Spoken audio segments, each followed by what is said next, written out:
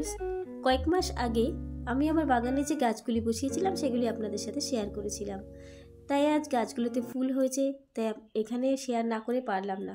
স্থলপদ্ম গাছ সাদা রঙের হবে এবং বেলা বাড়ার সঙ্গে সঙ্গে রং বদলাবে, দেখতে থাকুন।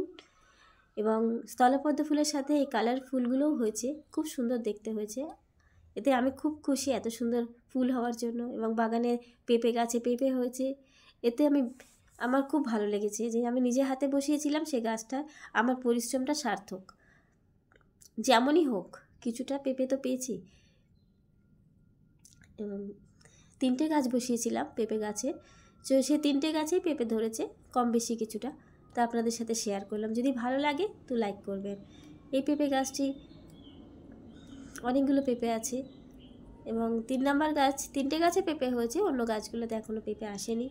জানি না সেগুলোতে গাছগুলোতে হবে কি না পেঁপে।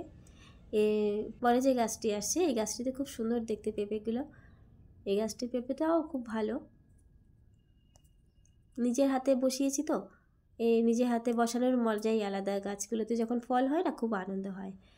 তো দেখুন এবার আস্তে আস্তে করে ফুলটির রং বদলাচ্ছে, যখন বেলা বাড়ছে ধীরে ধীরে গোলাপি আকার হচ্ছে, কালারটা বেশি ডিপ হচ্ছে। এবং যখন বিকাল হয়ে গেল তখন ফুলটা একদমই গোলাপি হয়ে গেল। এটা আমার কাছে খুব মজা লেগেছে। পুরো সাদা থেকে শুরু করে বিকাল হওয়া পর্যন্ত ফুলটা পুরোপুরিভাবে গোলাপি হয়ে গেল। এটা আমার সার্থকতা বলা যায়, আমার কাজের সার্থকতা। তাই আপনাদের সাথেও শেয়ার করলাম। আপনাদের যদি ভালো লাগে একটা লাইক করবেন। ভালো থাকবেন, সুস্থ থাকবেন। টাটা।